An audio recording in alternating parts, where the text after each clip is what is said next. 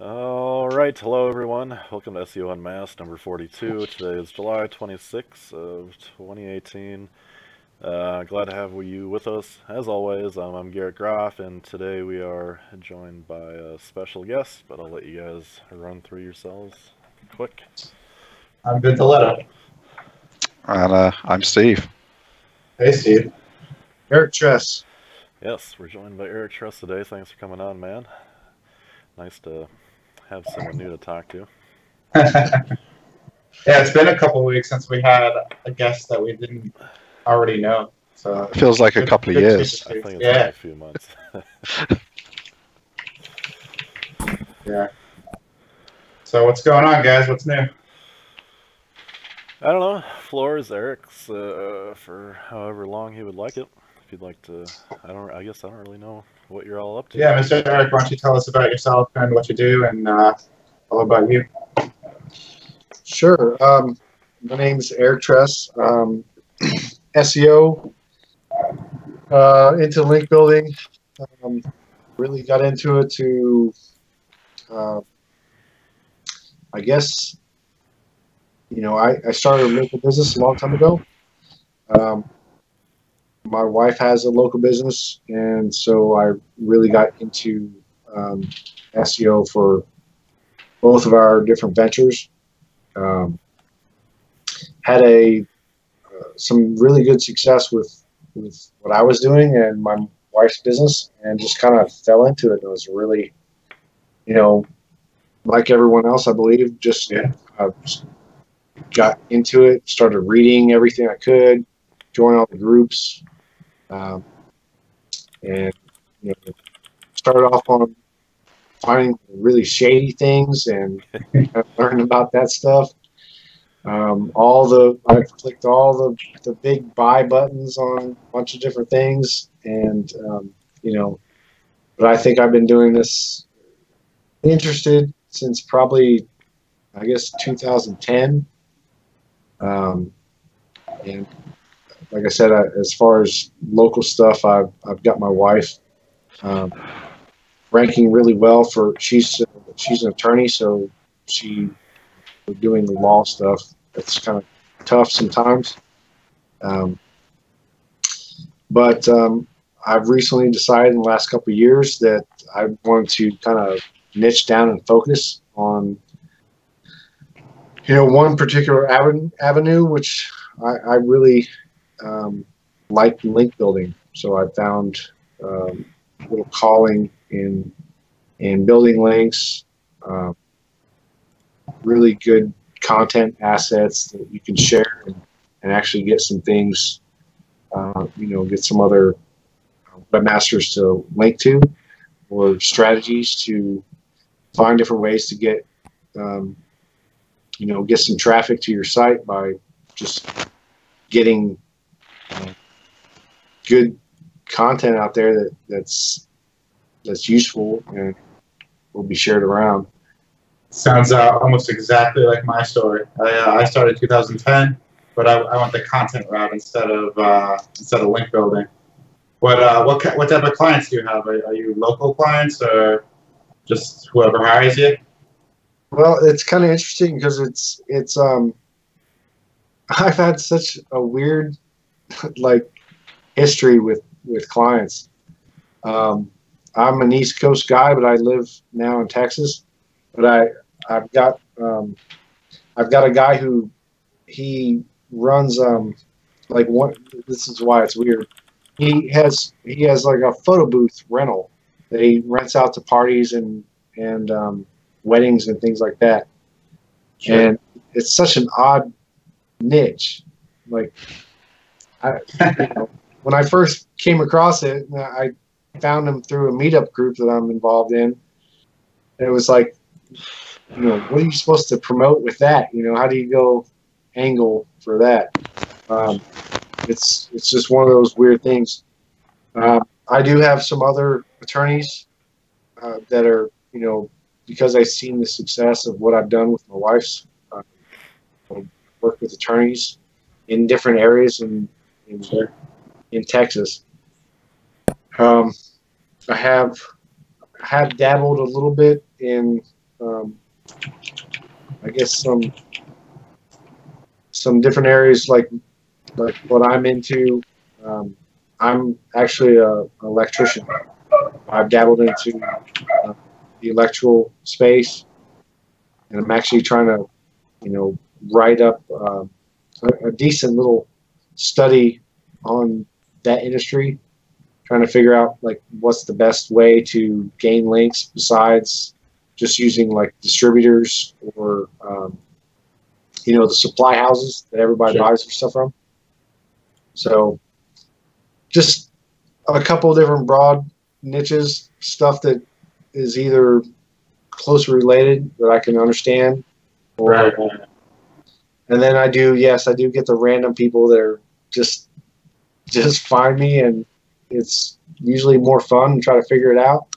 It might take a couple iterations to try to figure out where they're, where's the best place to come from, but those are usually pretty fun. Cool, man. You sound very similar to definitely my story, and probably similar to Garrett and Steve too. But do you find the attorney niche difficult? I know there's a lot of big online. No, we've got a few attorneys, and it's one of our favorites. We were actually, when we were still consultants, there was a time when I'd started to interview attorneys to write a book about law firm marketing. But then we made the decision, obviously, to much like Eric, to specialize in the link building. So being a link building shop for attorneys didn't really make sense in the same way being a consulting firm for attorneys made sense. So I have a few chapters of a book written and some cool interviews that I'll never share, probably, because but some of them do some really cool stuff to market themselves. I mean, non-SEO stuff. It's pretty interesting. Well, that's kind of how they'll do anything to get their like sticker or something in your car, just so that if you do have an accident. I mean, what are you gonna do? Get on Google on your phone, or you've just got that number there? It's in the glove box, that snow driving survival guide that they gave you for free or something. It's in your glove box anyway. So crazy. There's some big marketing firm. What is it? Is it called Martindale? And they just clean up shop with local attorneys. So I've had a few friends who are attorneys approach me about doing websites and just taking them on as like a SEO client. I just say no, just because I've seen that Martindale firm pop up everywhere, and they're just somewhat of a powerhouse. But I don't know if that's just up here in New York. It probably is. Yeah, it's a tougher market to get into, the East Coast market. A lot of the law firms are aggressively tied down by fine law, and when they're spending $10K a month with them or something, or they're not that keen to pony up some additional spend on other online marketing ideas you might have for them. Right. And they're always in a year contract, so even if they're kind of interested now, 9 months later, the fine law rep's been out, taken them for some golf, they had a nice steak. That's some competition I can't even begin to compete with. What may interest you guys is the way I started off learning about this was on offline marketing, and then the reason I got into the online space is because I was trying to promote what I was doing, because I thought that I had a pretty good system down. Right. So I took my stuff online. But my company, the first thing I started was basically a direct mail company for attorneys. I don't know. Let's just say none of us in this room have ever gotten in trouble with the law. But if you had, it's pretty much the day after you get out of jail. Generally, you're going to get some kind of direct mail piece from multiple different attorneys. Kind of like when you register your company or whatever, you get all the same thing, right? So I found a couple different little avenues that I thought it kind of relates to link building and cold email outreach. Like, so let's say you were to get out of jail, and the next day, or you got yourself bonded out of jail. Within a day or two, you're going to get a stack of 15, 20, depending on the area that you're at, of these either postcards or letters from attorneys' offices that all say, hire me I'll take care of the case, blah, blah. So one of the things that I found that worked really well with that, and this is really off topic, I guess, but most of those law firms would have their assistant be checking these jail logs that are public record. For the most part, you don't have to pay for them except for certain cities. They'll check them and they'll send letters every day for whatever charges that attorney wants. But what I would do is I would do it on a weekly basis. I had it set up for Tuesdays to create letters, do mail merge. I had an Excel data sheet with a VA that went through all these different things. They'd set it up. Everything had to be input by this day of the week. And by Thursday, it had to be ready for me to mail merge to a template letter that I would send out. So the idea being is I was behind the curve. So instead of getting out the next day and having post sitting there waiting for you, I was several days behind after they got to breathe. They got back home, they got to breathe a little bit. Then there was just one letter sitting in their mailbox, and it was mine.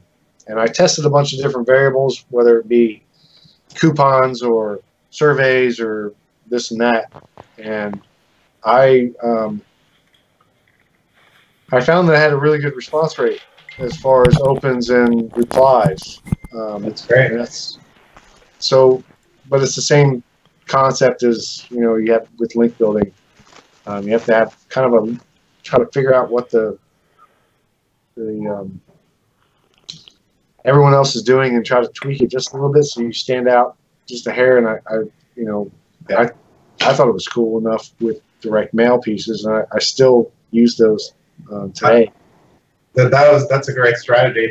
That's probably definitely a very specific tool to that one niche. Like I know most direct mail. Like I have a dental client, and we can't get anything going with like postcards or coupons or anything like that. But in that situation, that's pretty smart. You need to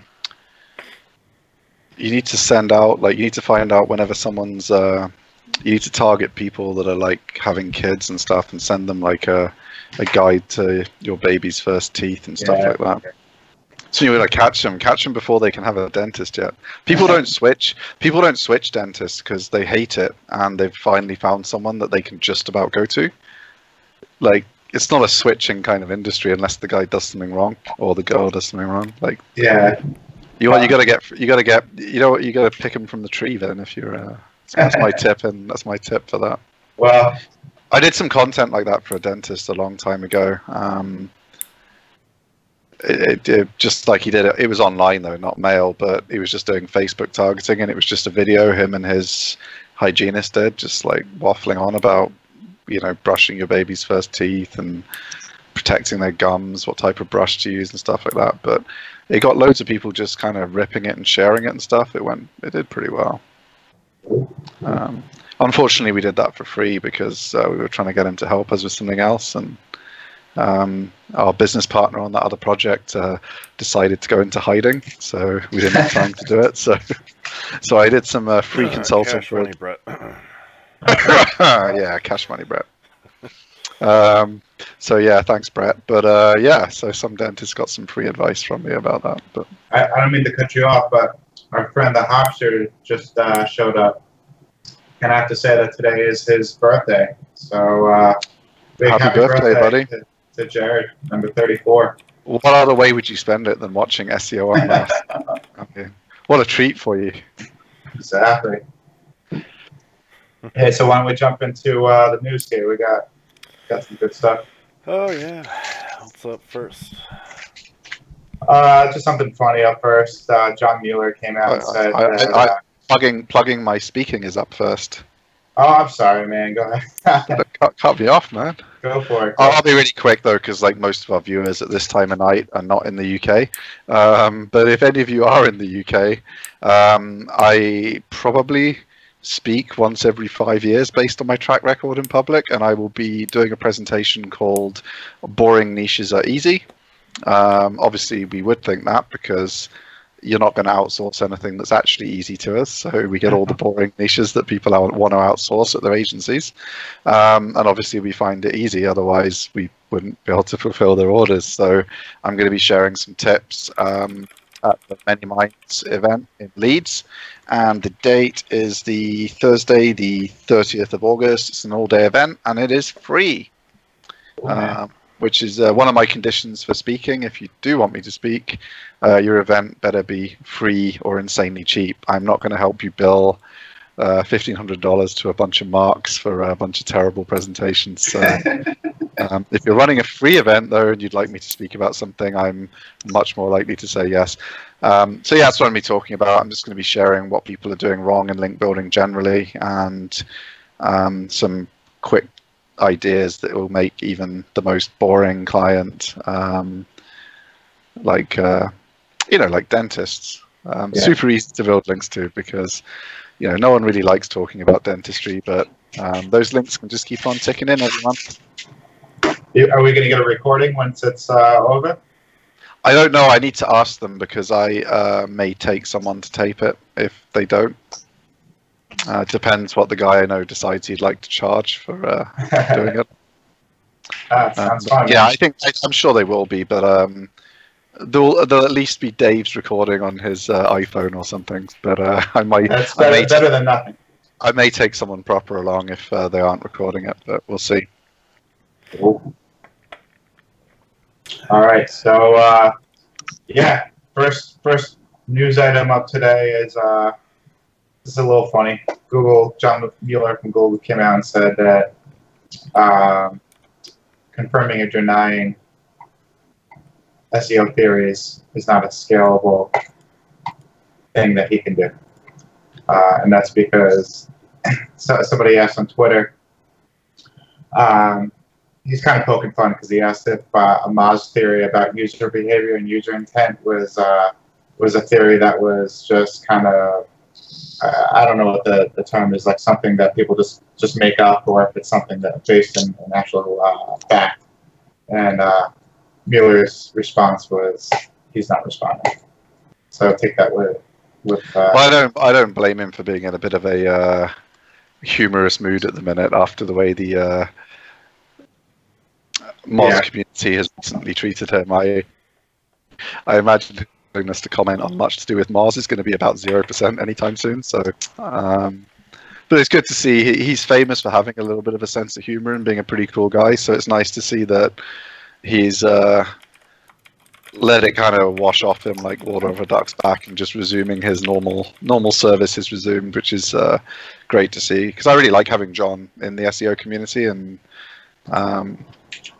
stepping up after Matt Cut stepped down. And I mean, he does the he does at conferences, he does the live Q&A, like the live webmaster questions, and obviously at a conference he's getting much more difficult questions from SEOs in the audience and stuff, and people deliberately, like his might be the only presentation loads of people go to at some of these conferences just to ask questions. So I think it's pretty cool of them to do that. So he's definitely being a little bit tongue-in-cheek with the selection of the story he's choosing not to answer, because he usually answers a lot of stuff. Yeah, he gave a presentation via webcam at that conference we were just talking about in Minnesota a couple of weeks ago. I think he was talking about structured data. I didn't catch his session, but I heard it was pretty good. Yeah, I think he's a really smart guy. Obviously, what they can share and what Google wants to say is limited, but I don't think they ever.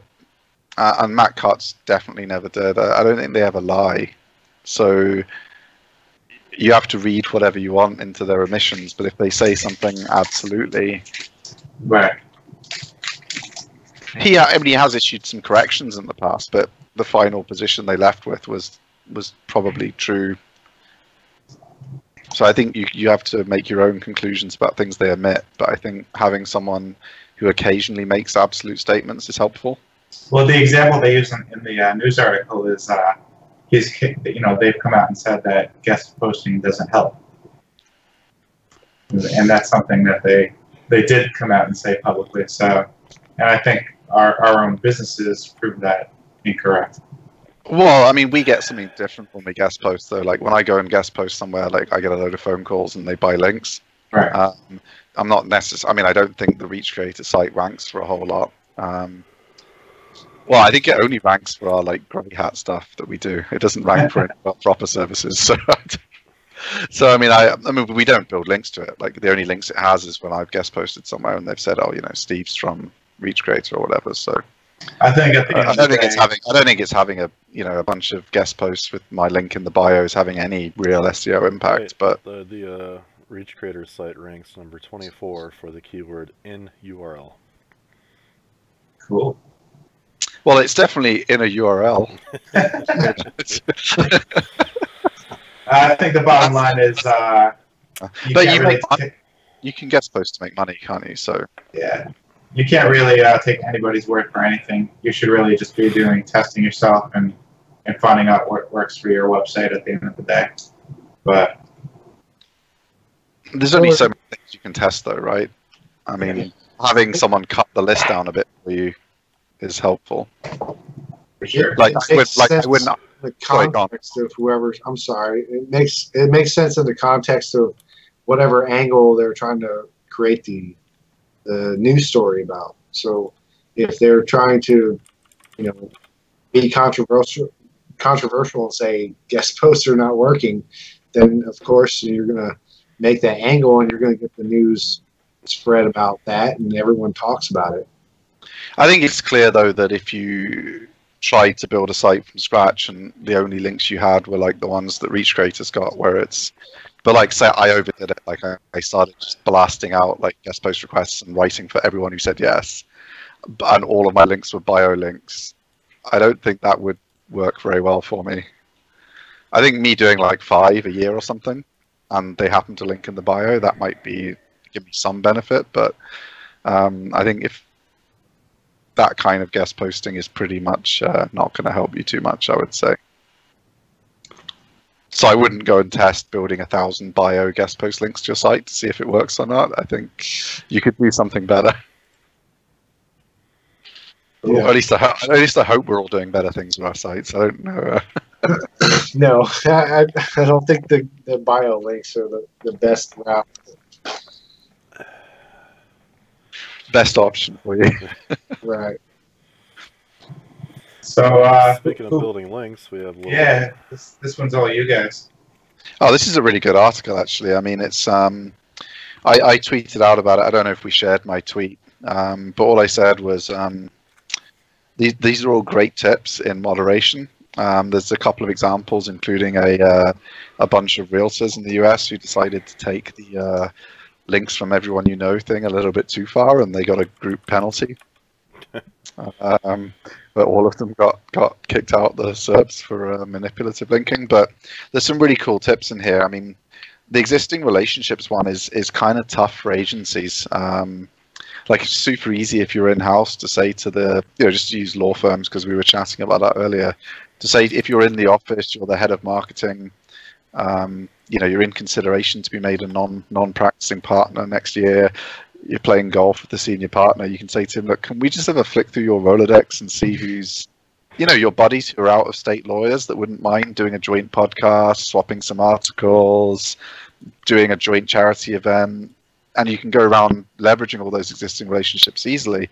If you're an agency and they've hired you and they're like, right, yeah, we need to rank a bit better, get us some links, and you start going on at the partner about his Rolodex and joint charity events, and it's really tough for agencies to kind of to sell that kind of stuff. But it really, obviously, these guys do it a little bit, but it's definitely one for the in-house where if you're an agency, you probably want to start with some easier stuff first, and then once they're making some money, break it to him that you'd like him to write to his buddy and you know, Connecticut or whatever and do a golf event. But that one was pretty cool because the owners know all these other business owners. I don't know about you guys. I mean, I go to events, we all go to conferences.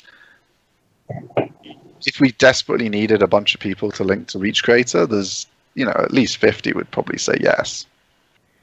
If we, you know, gave them a decent reason, like, can I interview you about this? Do you want to take part in our charity event that we do every year? You know, all that kind of stuff. We'd get 50 of them if we were desperate for 50 links. And I think people forget that every business owner is like that. They'll have a golf club they go to. They'll have a breakfast meeting they go to. So that was kind of and they just walk through. I won't read the article out, but he just walks through how you approach figuring out what you offer each of the people and how you get something. Bit too worried about the assets, in my opinion, for when you know them. Like, he starts talking about building assets. I don't think if he's buddies with another law firm partner at another firm in a non-competing state, he needs to make him a content asset to collaborate on some links. But, you know, so we'll skip the rest of that one. But yeah, I mean, I think it's just some good, easy tips, but in moderation. If you're a law partner and you get everyone who went to law school with you to link to your site and you all link to each other, probably you're doing what those realtors did, and you might find it doesn't work so well. But if it's a good natural mix of all the different tips he gives you in the article, you can definitely pick up, you know, 10, 15, 20 really varied links that would be super hard for an agency to get without the cooperation of the senior partners and managers at a business. So given that most of your competitors will be working with someone who isn't getting that cooperation, it's quite a nice batch of links you've got to pick up. So a rare, enjoyable link building article. There's not been so many of those recently, so that was quite a cool one, I thought.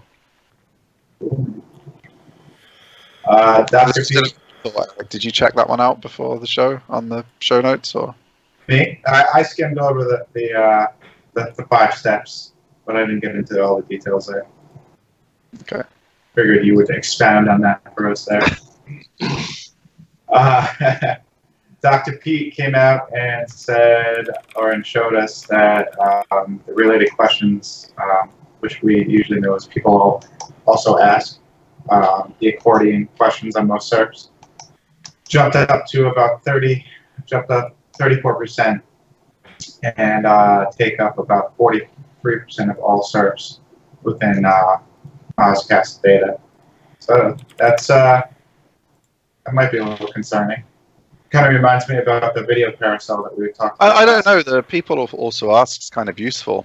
Like, if you have a genuine authority site that answers lots of the questions, you're going to show up.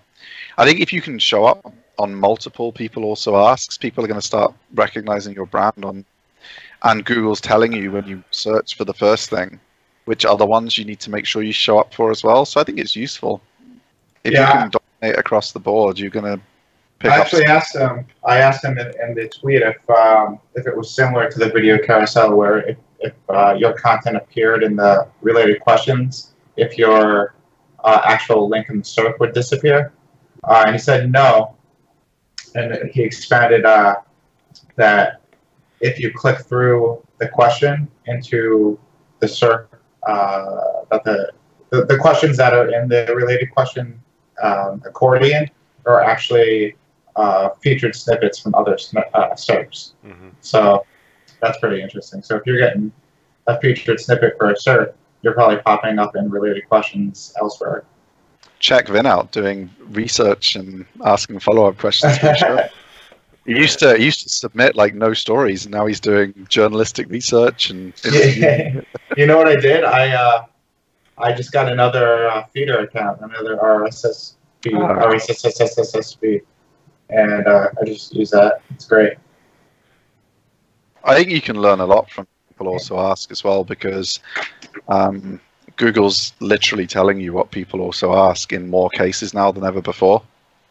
So we all have sites we're working on where, you know, the keyword research tools just give you a bunch of words that are related, and they don't necessarily give you things that are conceptually related. Like and I hate to bring up Rand, but He had a really good example. I can't help it. He had a really good example of it in his Twitter feed this week. He so he tweeted out his people also ask, and his people also ask shows information about him being married to Everywhereist. It's a travel blogger. So there's no way if you put Rand Fishkin into a keyword tool, you'd get Everywhereist out.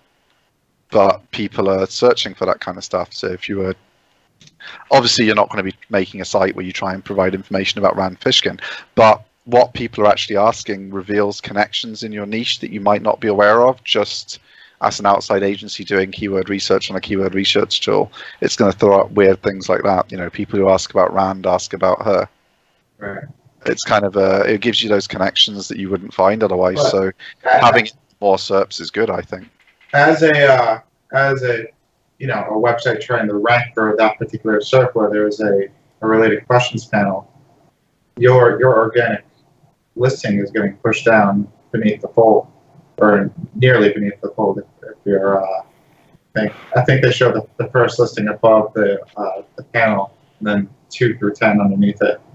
So it's just another Google feature that's pushing organic down the page. I think we just have to get used to that, though. It's I think it's less obnoxious than, you know, putting someone's video in a carousel and having no way to get to their site. Yeah. This seems helpful. Yeah. And you're going to balance out what you lose on your Rand Fishkin page with what you gain on your Everywhereist page that your competitors haven't noticed and put up. Cool. Well, it's about the best result, right? So, I mean, the more information, the deeper the topic, it gets closer to the best result. Which is, you know, it's further down the list. There's some other examples of that, but it's all about, you know, deeper knowledge and how it's kind of like a Wikipedia of who's got the most info on this certain topic. Yeah. I'm sure in a few weeks we'll start seeing the guides on how to use structured data to get into the related questions panel, if it's not out already. Yeah, I mean, that's the interesting thing about it, is that it actually pops up a little bit of information. It tries to answer the people already also asked. It's just kind of interesting. Some of the answers are pretty terrible so far, but I guess like with the main answers box, they're going to improve over time. It gives you the snippet from the page that it thinks will answer your question, and then it also bolds like specific words or phrases to I guess make them more prevalent in the answer. That's got to be all AI, but I'm sure it'll get better over time. But yeah, right. From a user standpoint, it is useful. From a SEO standpoint, from an SEO research standpoint, it's really good. From a if you currently lose 10% of your traffic, it's a minor annoyance, but you'll pick that back up because you'll gain more from the extra information and the ability to appear on some extra places when you take advantage of it. So you'll lose some in the short term, but if you're smart, I think you can come out ahead of some of these kind of changes. That's why you need a good content writer that can structure your articles in a way that will get picked up by real. Yeah. I don't know anyone who provides good content. I gave you a testimonial last week. I've got to. Yeah, I appreciate that, man. That's awesome that you shared that around. Give me all warm, fuzzy feelings inside. Well, it's good for us. I mean. Yeah. How's that page performing? I actually looked it up. The one you were talking about. Is it still pulling in links, or it kind of like petered out a little bit? It's petered out now. Yeah. I mean, bearing in mind, we only did the work for 10 links. I mean, it's already got 20. I don't know how many more you want to get. Have they seen ranking increases yet, or? I haven't looked for them. They had an uptrend before. I haven't looked recently, but I'll have to have a look. We're actually pulling that into our CRM because at the minute I just randomly look at clients that I'm interested in. Just because they're kind of interesting niches or something, to see how they're growing the site. Just bang them into SERPstat and Ahrefs and see what their trends look like. Or if they're one of the ones I chat to, just ask them to show me their real numbers on Google Analytics or whatever.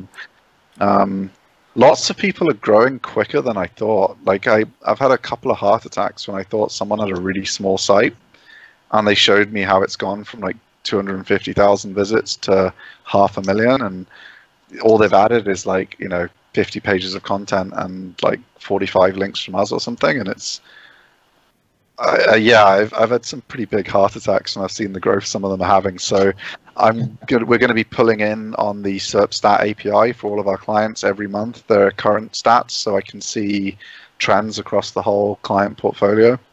Because it will help me give better advice. Like, we're not in the consulting game, so I try and not give anyone definitive advice. But if someone's struggling, I want to be able to figure out what they're doing differently with their link bait or their interlinking, so I can say to them, look, everyone else is winning, you're doing it slightly differently. Mm-hmm. I don't know how many will be struggling or what the situation is. Yeah, but that kind of advice is why you're going to get, that's how you create loyal clients, because they start to trust you.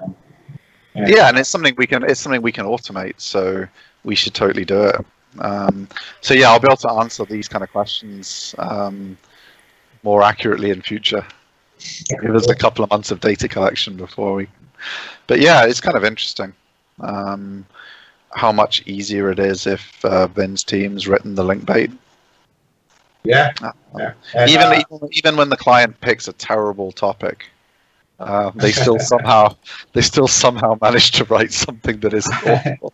That never happens. That never happens. Well, no, not that anyone ever picks a terrible topic. Well, when clients try to, they think they're being really smart, and they're doing their best, and they're trying to come up with an angle, but not as a service provider, you can't always tell them that's awful. You can try to lead them in the right direction, but sometimes they're pretty stuck on the angle that they came up with, and we just have to do the work at that point and just create that article the best we can. I mean, it is hard to come up with those angles for the link building content, which is why that's the topic of my presentation, because I think it's something we've seen people do struggle with. Sure. Like you'll get a, I don't know, like a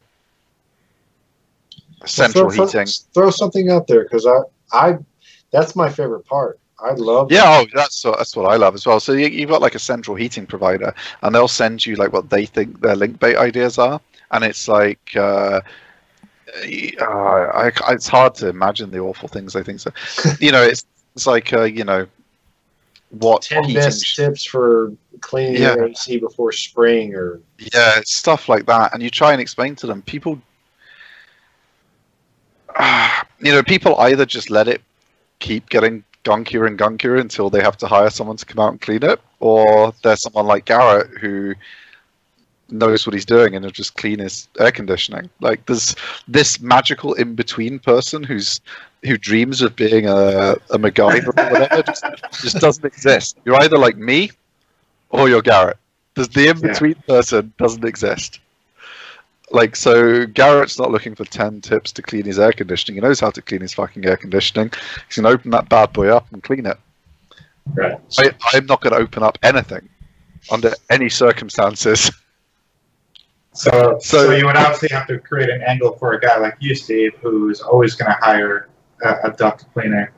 And, well, no, with something that's going to be linkable to someone else. Like, they're making things. Yeah, that's true.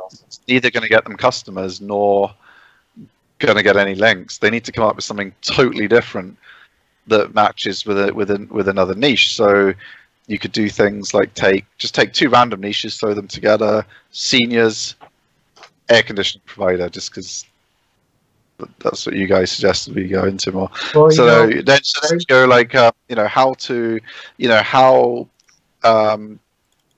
excessive summer heat affects the health of seniors. And then what a perfect article to get links from all the sites that talk about senior issues. And that's but it's a ton of that, right now where I'm at.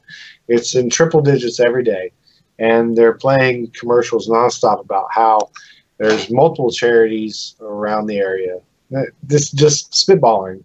There's multiple charities around the area, churches, foundations, whatever, who are raising money for box fans and raising money for $250 donation will get a a window AC unit for blah blah blah. So I mean, it's newsworthy at the time, and the thing is timing. It's also a timing issue, so you have to be a little bit have some foresight into exactly what the campaign is going to be. Yeah, you want to run it in a heat wave. Which is getting easier and easier. Like, I'm in England and it only dropped below 80 degrees at 11 p.m. tonight. I was like, what the hell? Yeah, I guess for link building campaigns, you'll have to do it seasonally, right? Write your content around the upcoming season.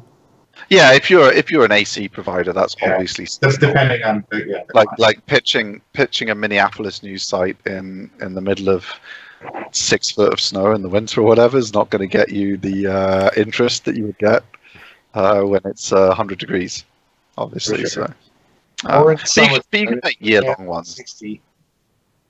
What's that, Eric? Or in the summertime, if you're Garrett and it's 62 degrees in the morning. Yeah. It hasn't been that cool for him most days though, so you could just wait till tomorrow to send your email, and then I'm pretty sure it'll be warm again. I'm sorry, I'm just jealous. I guess it's pretty burning down there where you are, like 100 degrees or something. Above, but yeah, it's been ridiculous. It makes me moaning about 90 seem really weak, but I always say the thing you have to remember when you're American is that you live in like a kind of developed country. So like whenever you go for a coffee, or you go into a restaurant, or you use a restroom somewhere or whatever, there's air conditioning, so you get a break from the heat. Over here, when it's hot, if you've gone away from home, there's a good chance a lot of places you go to will have no air conditioning, so you just don't get a. It's getting better though because we're getting hotter, so more places are installing it. But getting a break from the heat in some small towns can be hard. Like there's seaside towns like Weston where there's one hotel that has air conditioning in the whole city. Wow. I don't know how I would exist. I still think over every time I've gone to Europe, I can't get ice in a glass. Like I can't get ice in a drink with a glass. It's like, come on. And gas or no gas in my water, I don't know. It's just oh man. Well, you guys are worrying me. Yeah, it's you know, there's a reason why those Hilton ads ran. You know, and Americans always stay at a Hilton. I strongly recommend you stay at an American brand hotel so you can at least experience some kind of service and things you expect during your trip. I mean, when Garrett came to Brighton, he just hid in the Hilton for the whole conference. That's because he didn't have any clothes. Yeah. So no Groupon for you, I'm sure. Yeah. Took him to a shop. He got clothes. Let's jump into the next one here. I know we don't like to share search engine journal stuff, but they had a little article just announcing that Google announced that schema.org markup is the official markup for speakable specification. So voice search is now going to be structured by schema. So that's another step in the direction of a voice index, and they just kind of go on to it's going to be the same thing. There's just certain schemas for if you want to try to show up better in Google Assistant and Google Home. Have you guys noticed young people using voice search less than they used to? Like I used to notice. I mean, I don't use it. Like I tried it a couple of times, and it doesn't understand me unless I put a fake American accent on. So, and it's so bad, I could never do that in public. So. The only people I ever see using voice anything are like people in line somewhere and they're speaking the audio capture for like text messages. So they're speaking their text messages instead of typing them. That is the only I used to see young people like, OK Google, directions to, and that kind of stuff. Yeah. I haven't seen that at all the last probably 12 months compared with 2 years ago. It was kind of trendy to be doing it on Siri, particularly on the iPhone. It seems to have kind of, people tried it as a fad and it hasn't really stuck. I don't know. But then on the other token, of course, is people have their boxes in their house now, like Alexa and stuff like that they shout at. I think on their phones, anyone who has Alexa or Google Home? What's that? Do you know anyone who has Alexa or Google Home? I was just about to say that. I have Google Home, and it's still in the box somewhere over here. I got it for Christmas. I never opened it. And downstairs, my mom got my wife the Alexa View, the video one. That it's basically just like a shopping portal for your voice. And both of them we never even set up. Like, I was more interested in like the home automation lights that I got for Christmas than the actual voice activated, Google Home. The funniest Alexa thing I've ever seen, and again, I hate to bring up Gary again because I'll get a tweet about this now, but I'm belittling. I'm belittling the situation. So he decided, because he's doubling down on voice, it's the future. Everyone's going to voice everything. Even though the computers barely fucking understand us in text, let alone voice. But anyway, it's the future of everything. So he put his Alexa in his office and then filmed himself doing a meeting with a corporate executive about their Alexa strategy.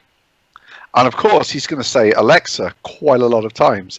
Every time he fucking says anything, it tries to add something to his Amazon basket. And he's like, Alexa, stop! Alexa, stop! It was just the funniest 2 minutes I've ever seen. You guys share that video. I want to see that. I'll try and find it. It's on one of his daily V's from a while back. I'll try and find that.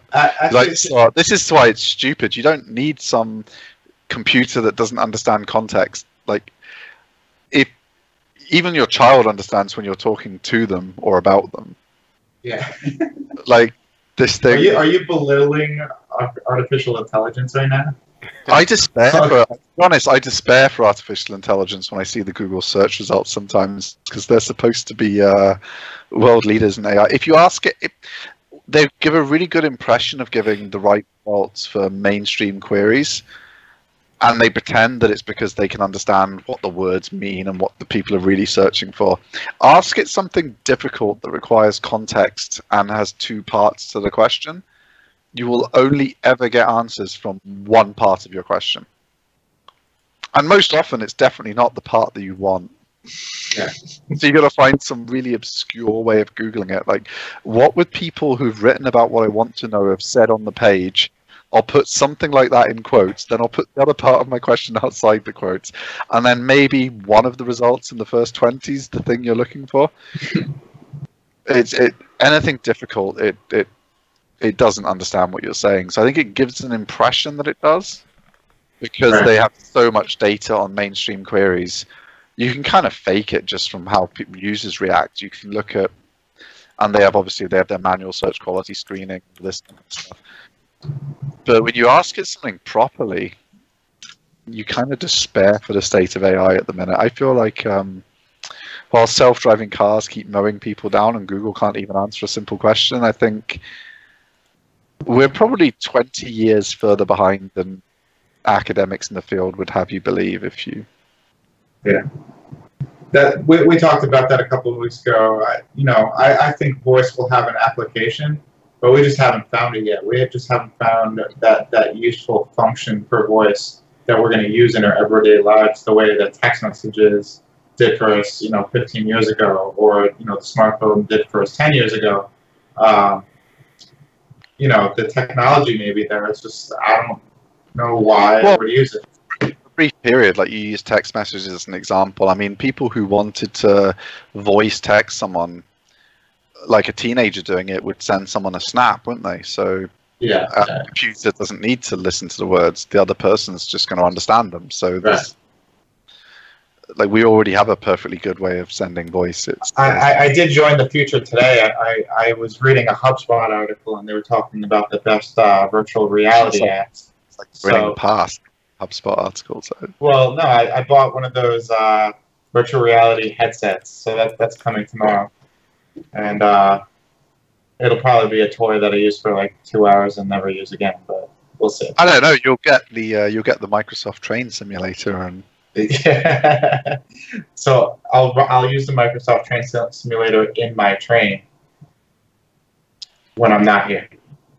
Yeah. Well, yeah, but that's just a modern diesel. Like you can be on a steam train in the simulator.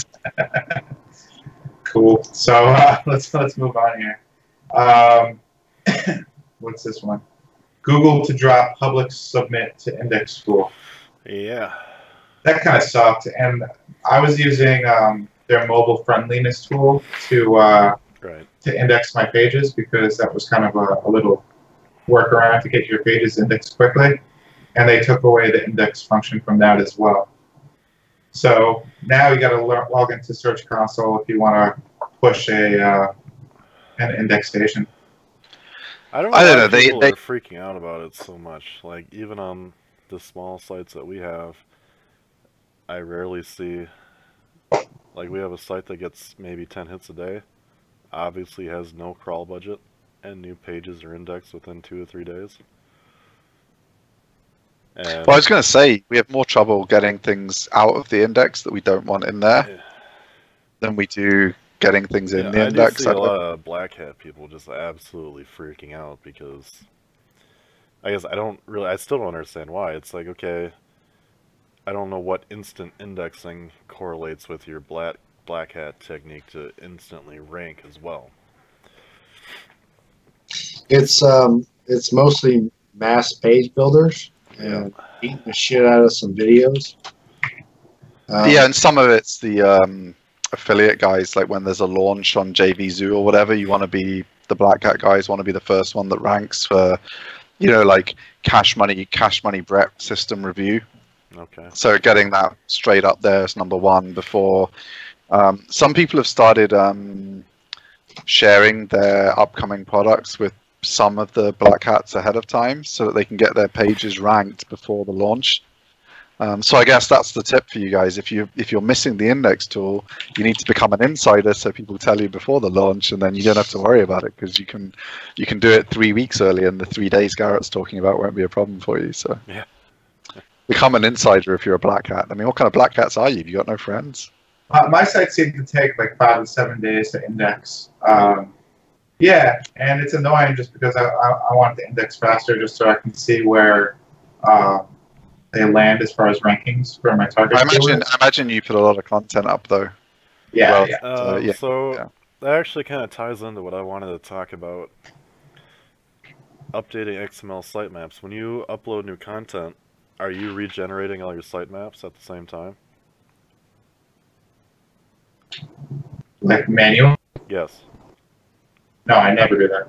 So, from what I can tell, I tried a few different plugins. Let's say you go and stick up 3 new pages. You would think that the plugin is automatically going to regenerate both your HTML sitemap and, which it will, or at least the ones I use, but the XML sitemap that supposedly a bot is going to be looking more heavily on for indexation purposes doesn't get automatically updated, and you have to re-push it every time.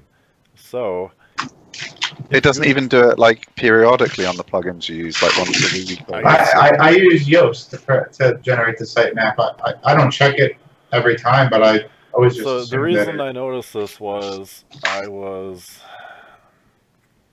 let's just say I was looking at somebody's XML sitemap, and I started looking at all ours because I started rebuilding one of our little lead gen sites, and I noticed that after I regenerated all the sitemaps, HTML gets updated, and then, if I update a post or something, or add a new post, or add a new page, the HTML sitemap always gets updated, and that happens in simple sitemap, and it happens in, I use a plugin, I forget the name of it, for meta descriptions, but that also has a sitemap generator shit in it too. But what happens is the XML file doesn't get updated, and I don't know anything about Yoast, I don't use that thing, but it may be a case for indexation taking longer than normal, where if Googlebot's coming to look at your XML file first to see what's new, like theoretically it should be doing, and that page isn't being updated properly or something,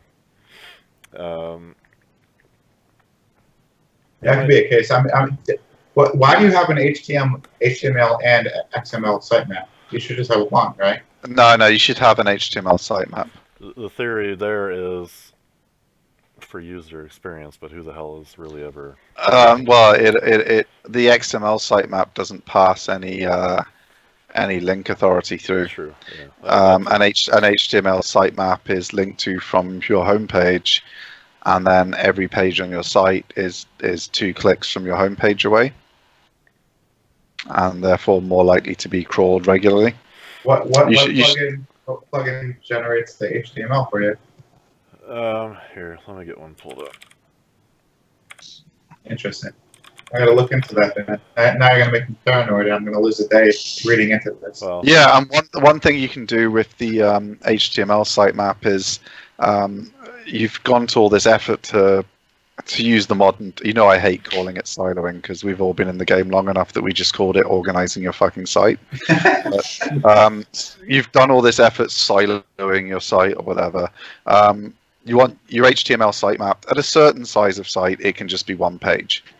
But above a certain size, you've gone to efforts to categorize everything.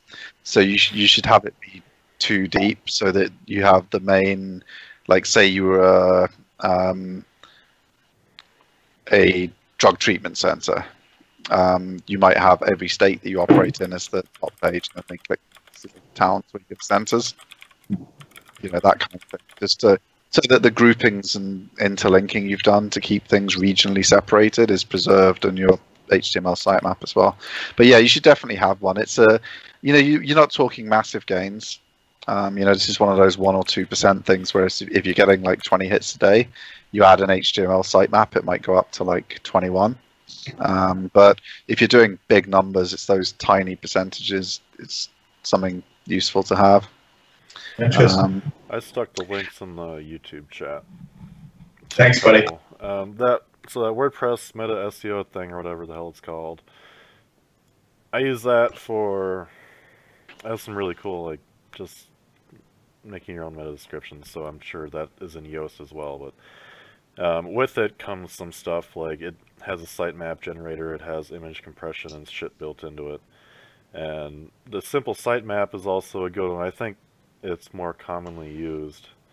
And I think the simple sitemap is just HTML, but I may be wrong. That one you just drop a shortcode on the page, right? Yeah. Yeah, okay. I've used that in the past. I know what you're talking about. Cool. I gotta look into that.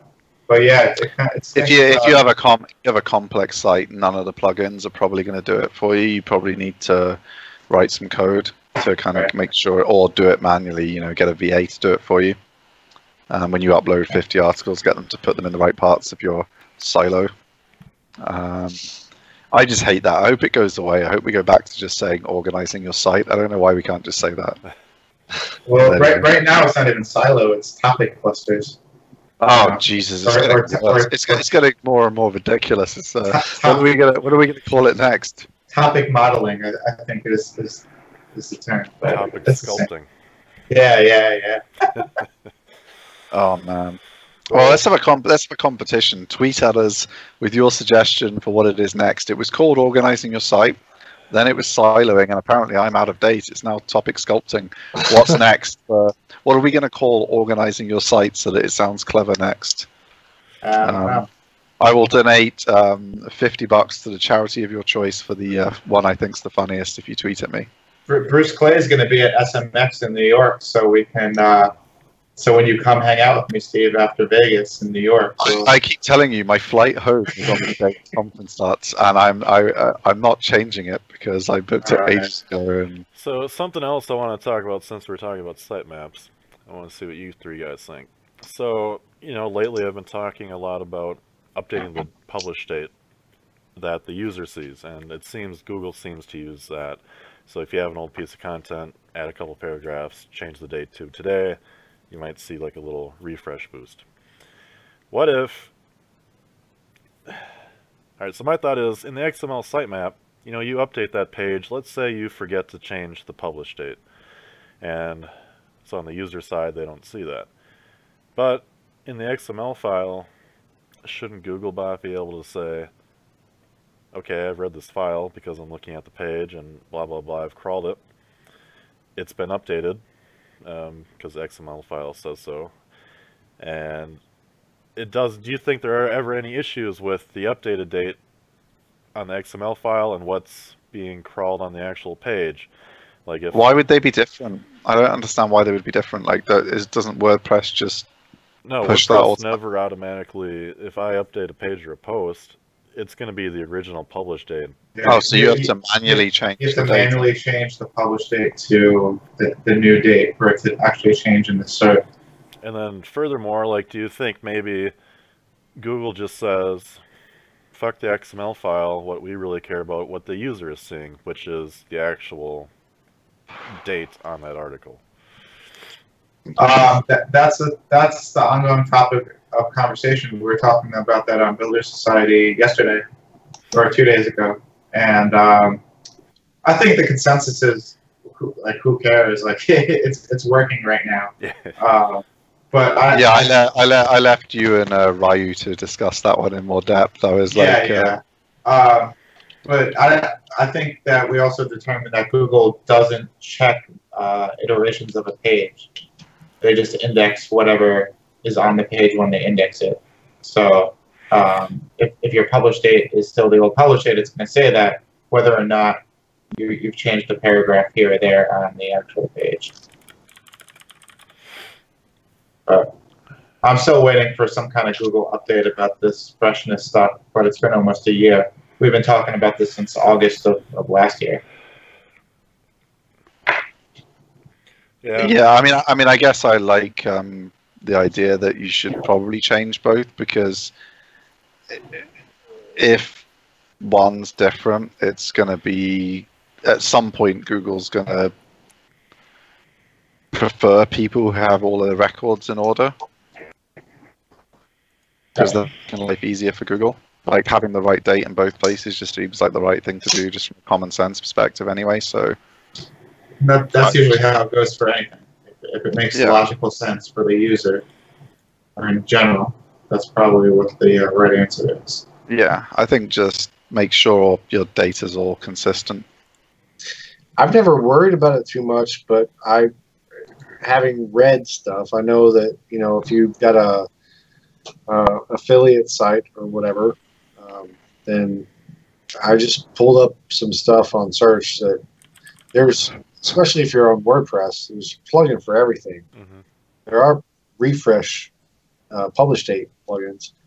I've never really worried too much because I don't really put dates in content, so it doesn't seem to affect too bad as long as everything seems to be, you know, as long as it's the only reason to worry about not putting dates in content is if it's a query that users think recentness is. I made that point on, that was my only contribution to it on Builder Society when it was being discussed, is there's queries that Google has query demands freshness for, which obviously have to be current, but they're very few and far between. But there's lots of queries that users think freshness is useful on, and if you don't have a date on there that confirms to them that it's fresh, you're going to have higher bounce rate, less clicks, and less conversions. And we saw that with one of our sites when the dates were pretty old, and Garrett changed them to a newer date and maybe improved the page, maybe just changed the date.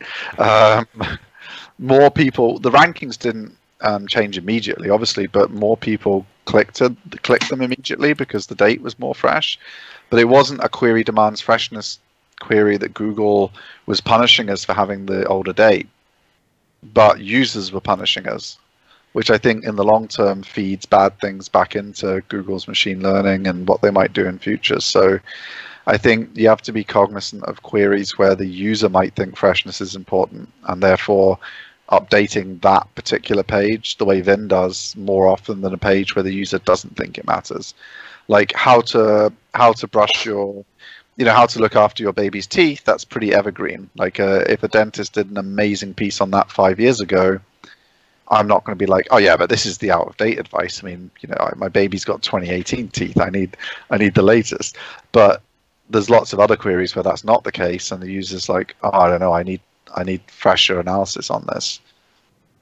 No, I totally agree. I guess I just don't work in that many spaces that, you know, I don't work in electronics, or I don't work in, you know, some of those areas where it's got to be the newest, greatest. You know, I try not to write posts of like the greatest link building tips of 2018. You know, that kind of stuff.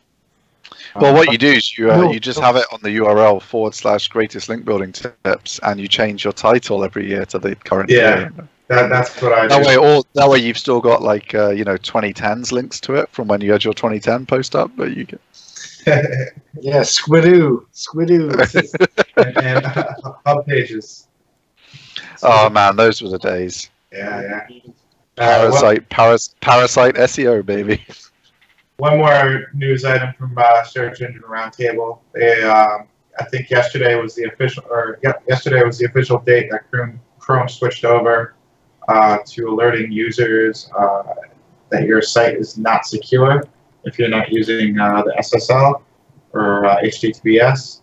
So that actually alerted me because word agents didn't have the certificate yet. Where is this alert supposed to be? Like I haven't seen it. It's to the left of the address bar. It'll either say secure after or you not click the secure. little eye. You get extra warnings though on forms, like so on Vin's new CRM on his demo server at the minute. Obviously, that's not on HTTPS. It's just the testing server. You get a warning when you go to fill anything in that the form's not secure and you shouldn't put your password in. So it adds extra warnings and stuff like that as well. See, I'm fairly certain my Chrome is up to date. It doesn't say I can upgrade, and I'm on one of our sites that is definitely not secure, and it definitely has an insecure form on it, and it doesn't say anything. Let me go somewhere. Yeah, I didn't get it. Just give me a clue and I'll go to the right site. Don't say the site. Okay. That form probably is secure because it's in an iframe embed on a secure site. That's not on our site. So what is your... That's hosted securely off-site. Oh, right, my bad. What do you think is your easiest... I love this topic because I think there's so many easy ways to go around it. But what is the general consensus of getting through this quickly? Well, I mean, I think, isn't it just to get your host to get you a Let's Encrypt certificate, and you just because like when we start a new domain now, like we add it to our server and it automatically has a Let's Encrypt certificate because we've got the cPanel thing plugin thing, and then it just automatically renews and we don't have to do anything. So. Well, when you're transferring a non-secure site to a secure site, there might be 301 issues from the old URL to the new URL. So there are people that have, you know, they're pulling 404s, or content is like de-indexing on Google. There's like weird little quirks that happen when you transfer it over. So I think that's what most people's concern is, like the one thing I'll say to people that are worried is when it first happened, like Moz was one of the early adopters because, you know, when Google said it was coming, they just immediately went HTTPS, and they saw 20% drop because 301s at the time had attacks. Google had at the time was much slower at re-indexing new pages after 301 anyway, so they had this kind of thing. All the recent graphs I've seen people post are pretty flat because, you know, one, Google isn't penalizing 301s anymore, they pass full equity, and two, they understand better what happens when a site goes HTTPS. So we're not early adopters anymore. They've got this pretty well figured out. If you just find one of the really good guides that goes through it in depth, particularly if you have a big site, like if you have a small site, you can just set up your redirects, install Let's Encrypt, and probably Google will figure it out. If your site's huge, follow one of the really good guides There's various things. I mean, I'm not a technical SEO, so I'm going to say things wrong if I start giving tips properly, but they make sense when I read them. I'm just not going to explain them to you very well. But yeah, if you follow the really good guides through, you'll have relatively smooth black traffic going from one to the other. It's a non-issue now in terms of risk if you take your time and. Well, my main issue with it was it's kind of the same position that I've seen with GDPR, as far as people going out there and trying to sell that as it's a big, they're going out there and hitting people up about, hey, you're not using TPS, and it's super simple to do. And I asked that question. I mean, we all know it's pretty easy to do. You can do it either through your host, or you can just, go through Cloudflare, done quickly and easily, free for most cases. But I don't know. It just seemed like it's one of those things. It's kind of become like a big deal, and I just wonder if you've seen it across boards, because I have some affiliate sites. I've never turned it on. I just haven't gone back through and I think the main concern, well, beyond the actual technical transfer from non-secure to secure, is that users will see non-secure and be turned off from your site. So I don't know how much that is true, but that's what everybody's pushing, that if they see non-secure, then they're not going to use your site, or they can use a competitive site that it does say secure. And there's truth to that. Like, not everybody is as technically savvy as us. So if they see something that says non-secure on their page, they might be like, I got to get it off this page. Yeah, and they're gonna, they're gonna make the warning bigger. Yeah. At some point. Like, this is the first step to kind of start pushing you. At this point, the place you see the real impact is going to be on your if you're in commerce. I think the only place you're going to see it is in your. Well, if you're in e-commerce and you weren't HTTPS before, you were committing an abomination, regardless of Chrome's warnings, and putting yourself at severe risk. I mean, with your credit card agreements, with your payment processor. I mean, Jesus. I mean, you were really liking to live dangerously if you were doing it then. It is. I mean, I know you were kind of railing on it a little bit, Eric, but I think if you're looking for business, it's a really good thing to do. Go through and just dump in like every business in your town, and just run a scraper that sees if they get redirected to HTTPS or not, and put the ones who don't get redirected on your prospecting list, because that was what you could do before with mobile friendly, because you knew if someone wasn't mobile friendly, they didn't have an agency.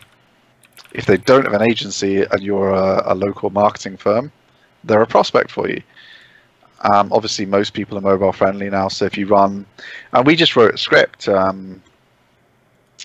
we could dump in, so we would use Garrett French's link prospector, and we would put in every category of local business we could think of, and then we'd merge that with the towns we were targeting in a keyword mixer. We'd dump that in Garrett French's link prospector and get the complete list of all the URLs that came up. We'd get a VA to go through that and remove all the Yelps and other aggregators, and then the data that was left, I wrote a Python script that just called and Google kindly provides Python and every language you can think of libraries. We ran the all the sites through the library to check their mobile friendliness score. Anything below 75 we assumed was failing and didn't have an agency, so that's a good one to try and get a meeting with, because they haven't got an agency. You're going to be able to do the same with secure or not secure. Give it 6 months to when most agencies should have sorted their clients out. Run a scraper. You can use Python scrape or whatever your favorite scraping library is, whatever your favorite language is, and just see if you get a 301 redirect when you hit the HTTP version of the site up. If you're not getting redirected to secure in 6 months' time, you can assume they haven't got an agency. There's a prospect for you if you run a local agency. I just think it's very interesting that it's just become, like you said, it's the same thing as like map listing, claiming map listings. They used to do that. I don't know if the people probably still do, See, run through scripts of different local businesses and see if they've claimed their map listings. See who's claimed their Yelp and who's claimed their, yeah. I mean, I'm not saying become a shyster who goes around charging these people $4,000 to become HTTPS. What I'm suggesting is, for all of your proper services, these are people who don't have an agency. Like, don't go and rip them off on HTTPS for a one-time hit, and then they hate you because they didn't get anything out of it. I mean, these are people you can pitch your proper SEO, social media, web design. It doesn't matter what part of the online marketing mix you're in. Finding people who definitely don't have an agency is your gold mine if you're a local consultant or whatever, because you can just do your town plus every trade there is, run a simple script to find, in 6 months' time, if they're not secure, they definitely don't have an agency. And Jesus, I mean, the few that are left that aren't mobile friendly, they definitely don't have an agency. But obviously that one's less valuable now because you'll run 10,000 businesses through it and you'll get a few hundred back that are the small ones that are just not going to pay you any money anyway. Back when we did it, it was, you'd find huge businesses, 3, 4, 5 million regional businesses in your area that didn't have an agency. And their website was still, like, you'd look at it on an iPhone and it'll be shrunk down like this. Right. So they're your targets, they're good prospects for you. So this is just another great prospecting tool if you're a local marketing agency of some sort. Just for anyone who is like new to it or watching this feed for the first time, just heads up is you don't have to pay. You don't have to spend big money on trying to get secure. It's it's super simple, and there's, like you were saying earlier, there's guides all over the place, but really just go to your host or tap onto any kind of CDN like Cloudflare and just let them do it for you. That's one I forgot. Yeah, I mean, you can use Cloudflare's certificate, and if you use Cloudflare, then you can go secure without having anything set up properly on your host, and they'll handle the redirects for you. And interesting. Obviously, Cloudflare has issues, and there's other things you might want to consider if you're a particularly big site or whatever. But if you're just a local business or whatever, like, you're not going to run into any issues with Cloudflare. So, right. That's a really good point. So, what's this dark side of Shopify? The pyramid scheme has been exposed, man. Yeah. Okay, so this guy's he's a pretty famous stock shorter, and he's had a look at Shopify and he's like, well, wait a minute. Almost all of their customers are just people who think they're going to become millionaires. drop shipping on Spotify, like they only have 50,000 real customers as far as he could tell.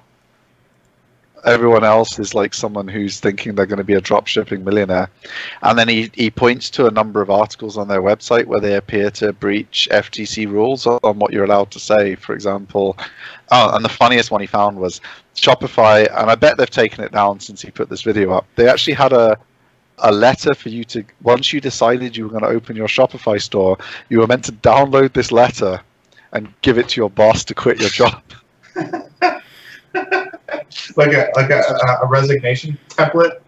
Resignation letter for you to quit your job. I mean, it was really, they had some really hardcore MLM type, get rich scheme documents on their website. So he's like, yeah, this is not a company valued at what it's valued at. They don't have, and he pointed to all of their affiliates, like their Shopify partners. I don't like HubSpot particularly, but the HubSpot partners are mostly real marketing agencies that will actually try and help a business correctly use to make money. The Shopify partners he identified, found, I think he said 10,000 YouTube videos about becoming a Shopify millionaire. So the Shopify partners are predominantly affiliates, influencers who are convinced that you're going to become a millionaire. So I know I've given HubSpot a hard time for some of the stuff that they do. The level of legitimacy of HubSpot is like way up here, and Shopify's partners Did you share this in response to that website I showed you earlier with the Alibaba drop shipping in it? Did you see that? That's probably why I started. Yeah, that's Yeah. probably what got. That's probably what got me into like googling about it, and then. Yeah, there's a third party service that ties into Shopify, and basically you can connect to Alibaba or AliExpress's inventory, but you can make it look like you're selling it on your website, and it'll update if AliExpress goes out, is out of stock. So basically, you can set up a store without having any wholesalers or contracts, or even any drop shipping, connections, and just basically sell AliExpress products through Shopify. So I would guess that's what it was quite interesting because I guess my impression from the outside was that Shopify was pretty legit. Like it's just another SaaS. It's easy to get your store set up. We had some problems with it initially because the SEO was a bit naff, but you kind of expect that from any kind of SaaS platform hosting solution. Right. It's like hosting your site on Wix or something. It's going to have some issue. So yeah, I know. But yeah, it was kind of shocking to see. And the bulk of their revenue, when you looked at their financials, was from their share of card processing agreements when people are free members and they take a cut from the payment processing. So they're a SaaS company. They're getting SaaS valuations, but really they're just a card processing shop for wannabe millionaires that don't sell very much, was his argument. I haven't reviewed all the stuff. There was a bit of an argument on Y Combinator News around whether he's being fair. They weren't. It goes back to the topic of the voice. Do you know anyone who uses Shopify to buy their stuff? No. I don't. I've never bought a thing from there. And that's actually, something that's interesting with, like, in the Become a Millionaire Dropshipping X, like, Shopify is the bargain basement thing. Like, people are making their store of the cheapest things they can find in China and selling them for a couple of bucks more. You've got the other Make a Millionaire kind of game is ClickFunnels, and they're telling you to buy the stuff for like $6, but do this crazy video where you try and sell it for $49.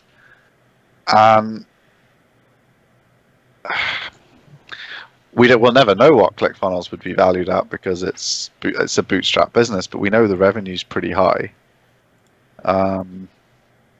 They make a lot on ads. They make a lot of.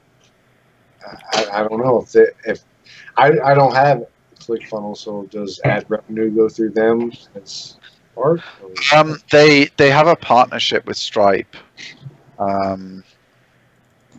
which makes it difficult to accept other payment methods if you use ClickFunnels, and I imagine Stripe rewards them handsomely for that. So I'd imagine this guy would have the same argument that ClickFunnels makes a lot of money from card processing. I can't say that for definite, but I would imagine, based on their close relationship with Stripe, that it's a similar kind of deal. But I would say that a SaaS tool that helps you sell cheap things very expensively seems to be more promising than something that allows you to sell cheap things very cheaply at very low volumes and you don't know it. So, and we, we're not massive, we've moved away. We tried ClickFunnels for a while just because of, we could slap our carts together in funnels in like 4 seconds and you didn't have to worry about like anything. And it was all secure when we didn't have the Reach Creator site wasn't secure at the time, and going back years and all this kind of stuff. It was just easy to slap a secure ClickFunnels site up and put your little video on and let them choose what links they wanted to buy or whatever. We've moved away from ClickFunnels for most things now. We've got like 2 pages I still need to migrate, but so we're not massive ClickFunnels fans here, but comparing the two, I don't know. I feel like I would imagine ClickFunnels is going to be bigger than Shopify unless they can find a way to have more than 50,000 proper e-commerce stores on there. Yeah, the only thing I ever hear Shopify is in affiliate ads where someone trying to sell me some Shopify training on. I don't think I've ever gone on to Shopify. And I've never bought anything from there. I've never gone on there. I see a ton of YouTube videos. I get a ton of stuff in my email about Shopify billions, but I've never. The only thing I'll say is for the 50,000 real customers they have, it's probably a really good service. Because I read a case study on a private e-commerce group that I'm not a member of currently, but I used to be. And one of the businesses moved from Magento to Shopify, and they were having all kinds of massive development costs all the time trying to do stuff they wanted to do on Magento. And they found moving to Shopify, they were able to do some of the stuff they wanted and get like a 3-4% boost immediately. And obviously Shopify just handles everything for them, like the bandwidth, and they just pay their bill now. So as a guy who just wanted to focus on his business and making the products and marketing them, it was great for him. So there are some really big success stories on Shopify, but Shopify needs to be getting just those people and pushing them, and not having YouTube about them be all about a bunch of affiliates and people that don't have a store telling you you're going to be a millionaire next year. Because you're not. Sorry, people. Yeah, that's the point. It's like, let's drop shipping pencils from China. You're not going to be the next billionaire. Yes, you are. They all told me. Well, there are 10,000 videos to convince. There's 10,000 videos that disagree with me, so watch them and see if they're more convincing. But I promise you, if you have no proper product or branding, you're not going to be the next millionaire. Like even the guys on Amazon that they buy things that are similar to things that are selling on Amazon. They buy it from China. They don't buy it on the public marketplaces. They fly to China, do deals direct to the manufacturer. They get their own branding done. They package it in some unique way, and you think you're getting something unique from that brand, and they build a brand as a seller on Amazon. So, but it's the same shit someone else is selling for $6.99, so $5.99 on AliExpress for, but they're selling it for $27.99 and paying $2 less to China to get it because they've branded it. So you're not going to make any money drop shipping shit for low prices. You need to think about real market. Well, that's what Eric was talking about right at the beginning of the show. Real branding, real marketing. Yes, I mean, I don't know. I like the business model of actually having a good product, not just grabbing every piece of crap that comes also to lap. Kind of, have a little bit of interesting angle on something. I don't know. I've never drop shipped. Have some dignity, people. Come on. Even though the .com bubble burst a whole long time ago now, there's still a lot of people that just believe that they can be rich on the internet, and they gravitate. How's Facebook stock doing? Let me sign in and see. They gravitate towards the strategies that will help them be rich, and unfortunately these days they think it's this scammy way of doing things. But at the end of the day, it's just hard work, busting your butt, and doing a little bit better than yesterday and a little bit better than last week. And there's still time to buy the Facebook dip. Yep.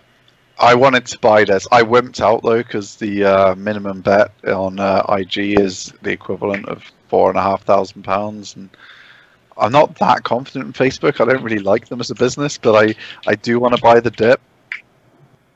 So I'm kind of torn at the minute whether I want to have a quick $4,000 punt or not. But I'm highly likely to. They lost $120 billion yesterday.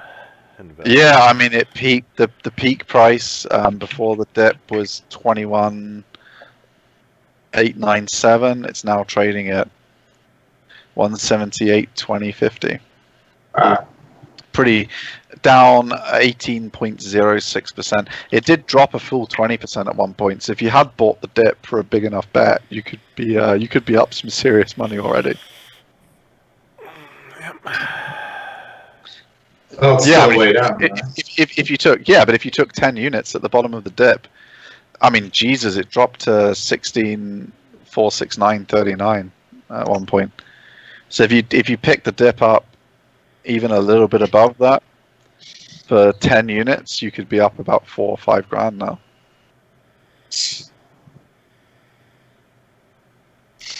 I finally invested in some Bitcoin last night. Oh, nice.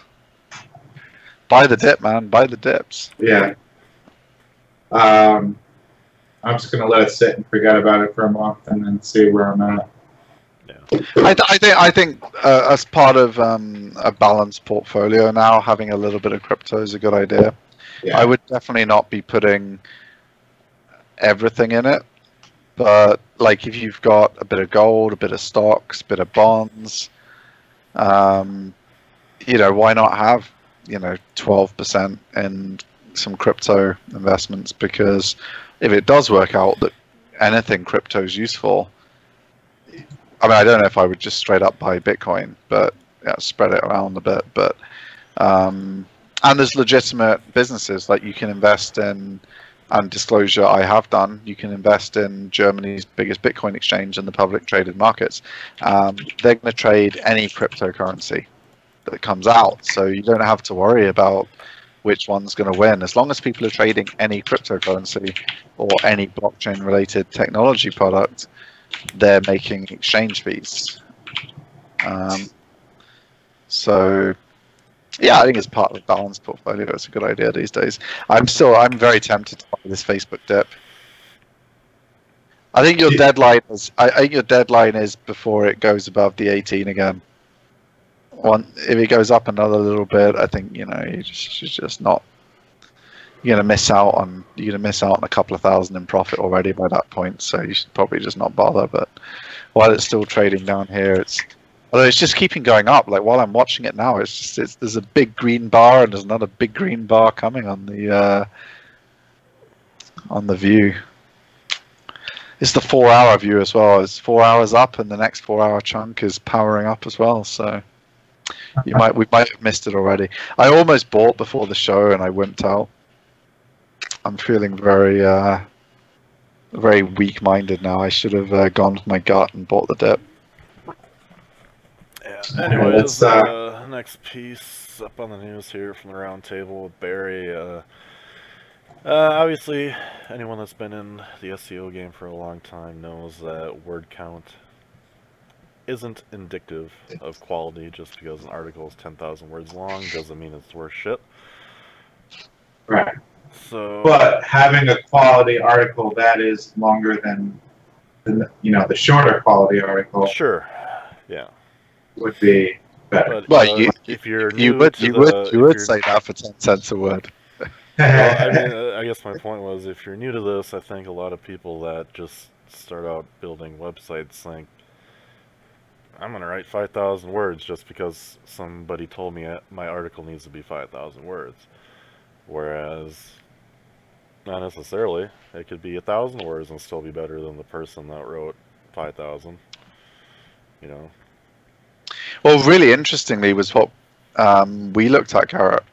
Just this week, we were looking at a page that used to rank on one of our lead gen sites, like years ago or something. And we're looking at what the competitors had on their page, and most of them had no words at all. The top 10 search results on Google had 0. Well, they had at most 150 words, which is kind of interesting. I thought, like queries. My bad. It was a type of. It was a type of tool. So I think Google can actually understand that if your page is meant to be a tool, like imagine, I don't know, fuel efficiency calculator, and you put your car in on whatever, and your drive and your speed and all this kind of stuff, and it'll tell you how much fuel you burn or something. Like Google seems to be able to tell that is a query that doesn't require much explanation. Like you need to have a tool on the page that works. It doesn't expect you to have 10,000 words explaining fuel efficiency. Whereas the old way, 8 years ago, when our page ranked, we slapped a 1,000-word article up that had, bold, italic, and underline, and all the stuff that we used to do back in that time. So I think you have to be really, and I think Vin spoke about this a lot a couple of shows ago. You have to be really mindful of what's ranking already for the query you're trying to rank for.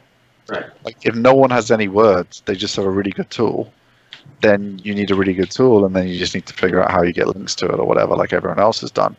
If everyone has massive, crazy 17-page guides that are blowing your mind, then you better have an 18-page guide, just like Vin said, and be just as good, but a little bit longer. My rule of thumb as far as content length is I usually do 25% longer than the best guide. I don't do it double the length. I don't do just 10,000 words just because. I usually see how long the best page is, and I do 20 to 25% longer. Now, if there isn't any content, if there's no competition at all, if there's no content on the SERP, you have 20 pages that are actually targeting the keyword, then just do 1,500 words. Again, but you want to evaluate what's currently ranking. But if it's just content, article-based search, just 1,500 words is only it should be fine. So I think the whole content length ranking factor, it confused people because they just thought that they could just put up 10,000 words of trash, and just because it was longer, they were going to see a benefit from it, and that's just wrong. Can I throw something in there? Sure. Please do. So I know where you're coming from with the 25% longer on the content, because that's also generally like 25. You get more facts, you get more data into whatever content piece is. But what about if you're looking at a niche, or you're looking at an actual search result that you want to rank for, and as you both have said, it's 17-page super guide, make it an 18-page super guide. But if you were to spend that, I'm assuming that neither of you are going to write this, because I'm not going to write it. But if you're going to, I try and avoid doing anything. Yeah. So, but the amount of work and actual outsource payment that you have to have someone else go and take that article and reproduce it better, add more to it. If you, what I've tried to do is to go and find someone who is like an expert in that subject, whether it be someone who, experts are in such weird places, but if you're someone academic, someone who blogs about it, someone who can condense it. Sometimes no one wants to read fucking 18 pages of shit. Like, get it down, condensed, but like you're absolutely right, Eric. And actually, the correct way to go, the really correct way to go about this is to have expert content that comprehensively covers the topic. But all right, so there's 2 points to this. I was pitching a new client today, and she goes, "Well, why don't you have expert writers?" And because we do a lot of research, and that's why we're able to speak intelligently on topics. But we don't have experts, and it's because experts A, generally can't write very well, and B, if they can write well, they want a whole ton of money, because they know their worth as far as being an expert writer. So the right way to do it would just be to interview an expert, and then take the interview answers and use that in your content. Now, if the search result is full of 17-page guides, you don't have to have 17,000 words on one page. You can split that guide into a series, and you can release it once a week. Chapter 1 every Monday, chapter 2 the next Monday, and it'll become its own section on your website. And that's really going to be the best user experience, because obviously we know that Google wants it wants all this technical stuff to be correct, but it also wants proper user experience. And if, again, like we just said a couple of minutes ago, if you think about the most logical way to do that, it wouldn't be to shove 18,000 words in their face on a single page. It would be section it off and organize it in a logical, structured way that's easy to consume, whether it be expert content or not. Well, Garrett tested that with some of our own stuff, and one of his multi-page guides with like 3 links to it, outranks stuff that was done by.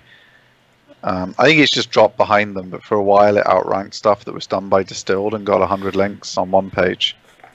Yeah. Like the multi-page guides definitely seem to give you more opportunity, because I think Google can work out what the individual sections of your guide are about much easier if you organize it in a meaningful way. Whereas if you slap it all on one page, Google's trying to think, what should I rank this page for? And it's going to pick the main things only, I think, more often. Whereas if you have you split it into a 5-6 page guide and each one is really focused on just one particular challenge, you're going to pick up more rankings than if you do one really long page. And I think that that kind of demo link bait that we built links to and show people is a really good example of that, because Garrett's equivalent of that for something we were actually using at the time to generate leads. We're not anymore because we're not consulting, but at the time, finding local businesses that didn't know how to sort their Google My Business out was useful to us. That ranks with like no links. This other demonstration piece we did, it's a massive 1-page guide, and it just won't stick. I mean, it stuck when we initially built the links. It like rocked it up, but it's never really stuck. Whereas that one that Garrett did as a test on the multi-page guides, and he did a few, and they all did well. That's still sticking. I mean, Jesus, how long ago did you do that now? Like 6 years ago? Yeah, 5 years. 5 years ago. I mean, that stuck for 5 years with 3 links. And it's pretty insane. When you go and see these massive articles that are like 10,000 plus words, and they actually have a table of contents on them for the one article, why not just have multiple articles and create a custom sidebar that has a table of contents just for the whole series? Yeah. A really nice homepage for people to link to. Yeah, that looks pretty. I love that idea. I just don't see that very often. I think that some of the more succinct stuff. I love this idea. I've never tried it. So yeah. Well, you know what? Yeah. You're correct. It also has to do with the authority of the site that the content's appearing on. Like, if we're talking finance, and I have, I'm finance123.com, a baby niche site. I'm not going to get away with putting short, succinct, expert content and actually ranking it. But if I was Investopedia and I put expert level 1-page guide on how to refinance a house or something like that, they're going to have a much better chance. Or like a simple answer, like they might have a 50-word explanation of what does X dividend mean.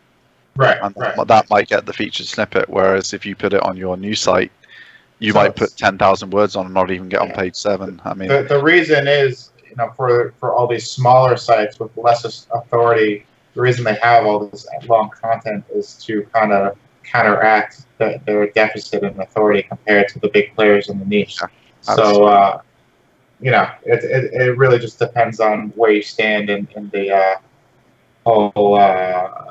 in the vertical itself. But Eric should definitely try it, because it's super good for link building too.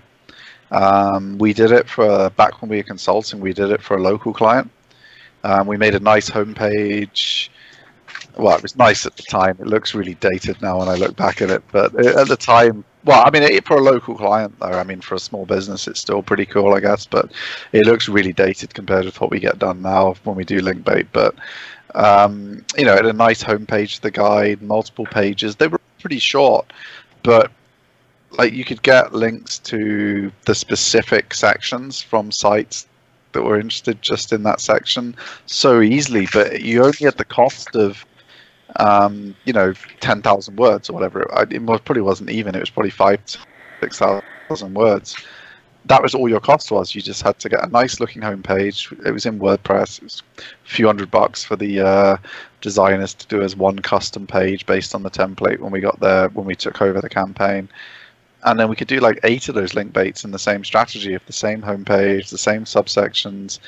And it was so easy to build links to the subsection because you skip the whole, oh yeah, this is a really good guide, but my site's only about cats and you have dogs on here. You just sent them to the cat section, and I love that. That's it, awesome. it works so well. It's really cool. It works so well. I like that. That's really good. Yeah, I'll give it a shot. You'll definitely enjoy that one, I think. I'm ruining my presentation now. I've given so many. I never give it any link building tips on the show because we've got we're actually talking about it. So I'm ruining my leads presentation. I will give extra value in leads. I will somehow find additional tips that I haven't shared today if you come along to leads and watch me talk. My bad. I'm sorry. I figured it out. All right, so this is another funny news story here. The first time I ever heard about Google bombing, which is the practice of ranking an image for something funny that's like contrary to the term researching, was when I was in high school, and you could search the word failure, and a picture of George Bush would come up. So it happened again this week. Well, that's just the correct result. That's It happened again this week, and if you search the word idiot, a picture of Donald Trump now comes up. And for the longest time, Google said that this doesn't work, people can't do this, and obviously they were wrong because it's happened again. So just something funny, and it kind of tells you that Google images can be manipulated a lot more than Google wants you to know. Yeah, and I think the interesting thing is the original one was they actually got the White House website to show up during the George Bush incident. The organic SERPs are sufficiently hardened now by Google that it's the images that they've had to target. Yeah. So I guess that's the kind of difference over time, is that the organic SERPs are much harder to bomb than they used to be, but you can do it to the images. Back when they did it to George Bush, the White House came up as like the #1 organic result as well as his picture. Yeah. So they literally just the front page they bombed with his anything to do with him. Well, they may be putting some more attention towards Google Images soon, because a couple of weeks ago they announced that they're going to start releasing analytics for image traffic separately from the normal organic search index. I think that'll be cool. Yeah, I would like to see how that traffic responds just in general, because I use Google Images all the time, but I've never really thought about how I use the websites that I land on as if I click through an image. So we'll see. We saw a site that was building a lot of links to just random images on their site. What do you guys think about that as a strategy? It's not something I've ever I'm sorry, one more time, Steve. So they had images on their site. They're just building links to them. Whoa. That's a funny strategy. I've seen that and I've read about it, and I have tried it. It can work, but it's kind of outdated. It doesn't seem to But work. like the actual media page, the actual image link. Yeah. The thing I don't get about it is if you get the link to the image, Google has said, I know we've spoken about do we believe everything Google said, but Google said there is no domain authority. Like if the authority isn't passed around your site with internal links, it won't find its way around the site. So if you have an orphan page and you build 100 links to it, it's not going to help you compared with if that page is part of your site properly. The images are kind of orphan. You can't have any link on an image page or like an image hot link to. I don't really understand. Yeah, but if you rank an image #1, so if your image comes up the first image. Oh, so you think they're doing it purely for image search, like to try and? Yeah. So when you open up the image, you can hit visit page, and it brings you to the page that the image is on.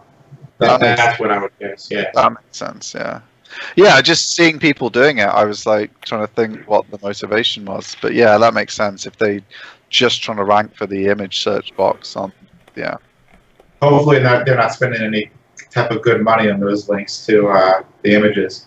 No, they didn't look good. Well, that's a test right there. If there's no internal links past the image document, why not just use fucking spam? Throw 10,000 spam links at it in an image.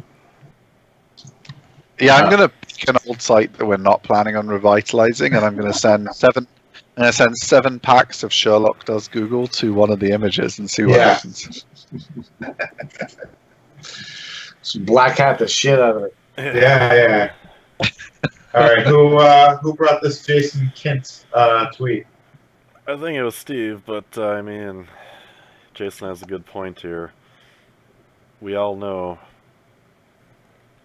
how many times a year does Google keep on encroaching on organic traffic and just sending it to their own properties, and the majority of people, every time something new happens, like we were just talking today about more and more question and answers type stuff in the SERPs.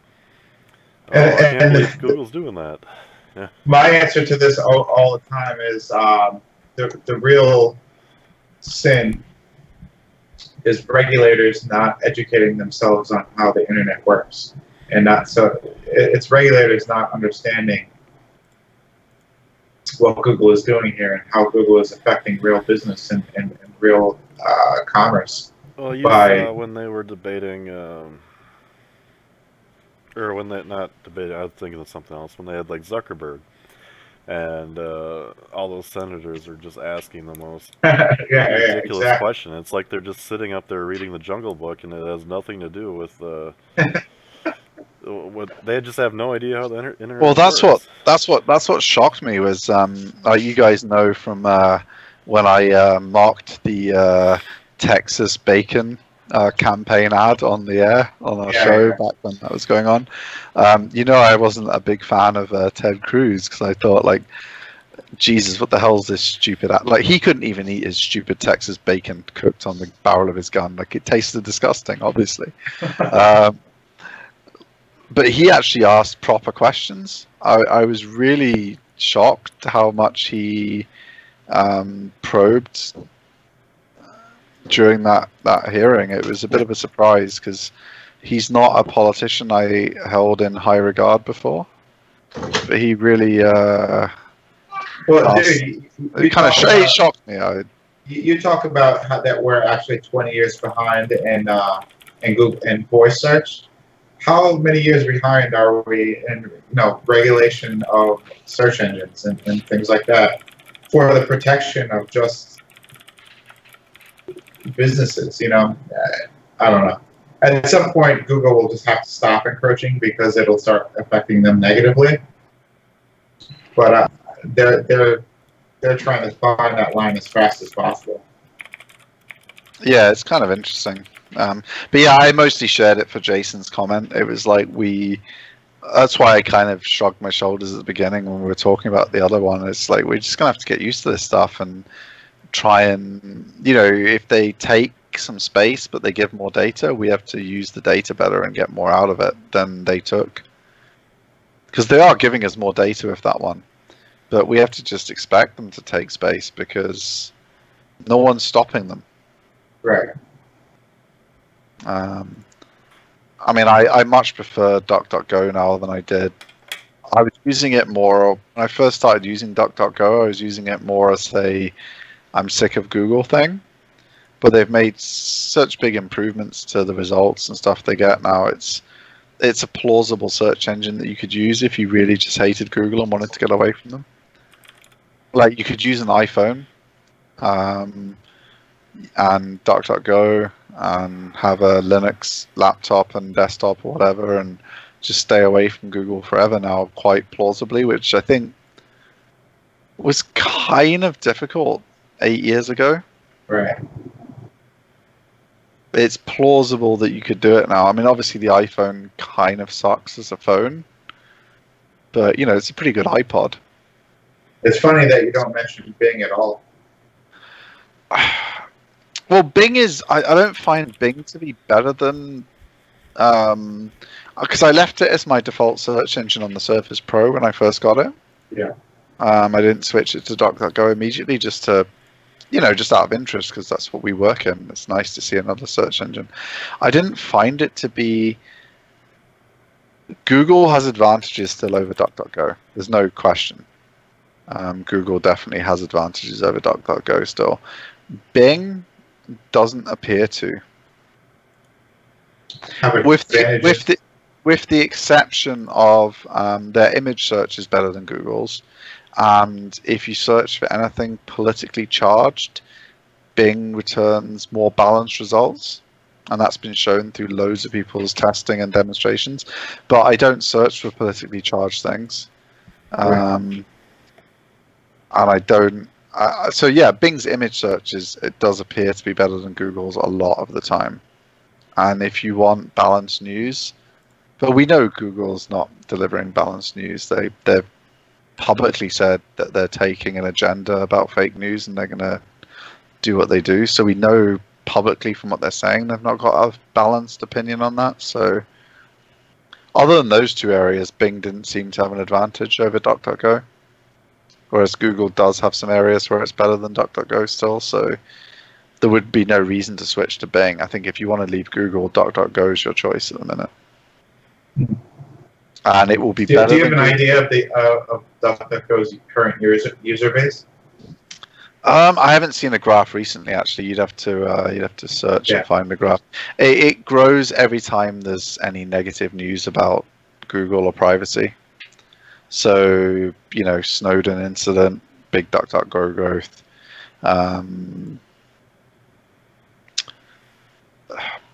WikiLeaks releases something, big DuckDuckGo growth. You know, they're tiny compared to these. I think even in the Linux community, they're 5% of searches. Yeah. So I dread to think what they are in the Windows community, like 0.4 or something. You know, they're tiny, but from a practical perspective, I don't think Bing's better than them, except their image search. Right. So if you're going to switch away from Google, why switch to Bing? You should switch to DuckDuckGo, or just stay with Google, depending on your preference. So I don't see an advantage to switching to Bing. I'm surprised at the lack, especially at the lack of just blog posts or guides on how to rank in other search engines other than Google. It's just it's because of the American market. Like it's so dominated by Google. Yeah. And most of the industry figures are American. Like if you're in Europe, especially in Eastern Europe, for example, you'll see people talking about Yandex at conferences and stuff, but that's irrelevant to most of the American search audience. So it's never going to come. So, I mean, Google's so dominant now. Like you couldn't think of optimizing your site for Bing, because optimizing your site for Bing means buying an exact match domain, so taking a Google penalty. Lots of bold italic, you know, they're behind on so much stuff. Right. Their ads are very, very cheap though, massively underpriced. I guess when the day comes when I own every single keyword I want to own, then I can go start testing on Although actually, I think I mentioned this after I went to Brighton SEO. I met Amon Johns. You guys all know of him, yeah? Yeah. So I met him at the conference. Bizarrely, it was him that recognized me and came over rather than me recognizing him and came over. I was like, how the hell? This guy must have a memory that's just absolutely fucking amazing. When I was starting out in SEO, I was on one of his... what was Google's like lives, like the equivalent of what we're doing here on YouTube? Hangouts. Yeah, it was like one of his Google Hangouts things he used to do for a company, and I used to attend a lot of that stuff to ask questions and learn when I was new.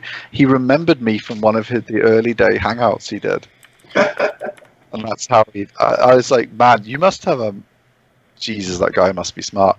But he was saying he was looking at the search query habits of Bing users versus Google users.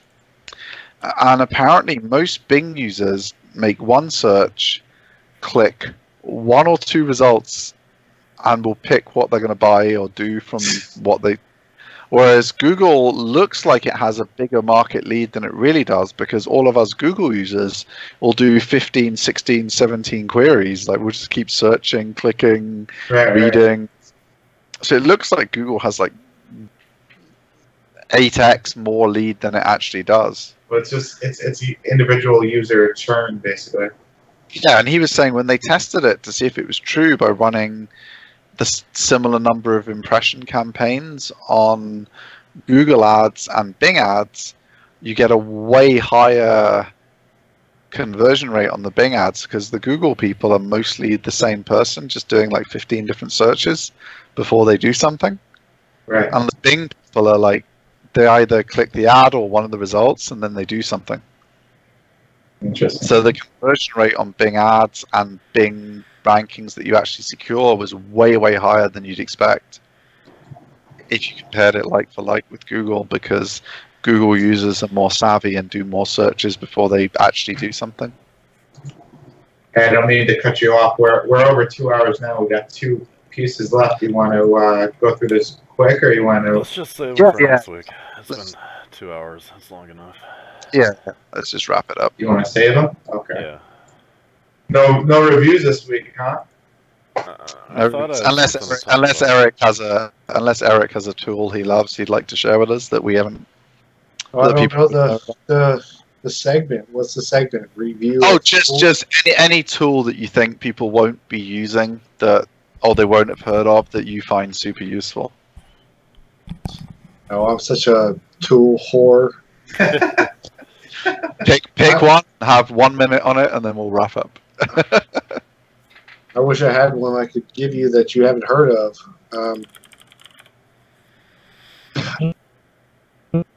Oh, let me see here. I heard something today in a group. Let me just look it up. I could be totally off. In a second. This is good because we skipped reviews for the past couple of weeks.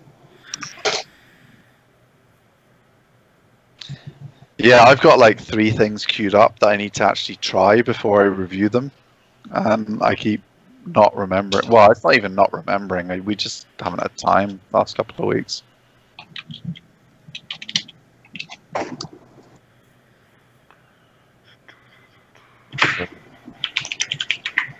No bueno. No?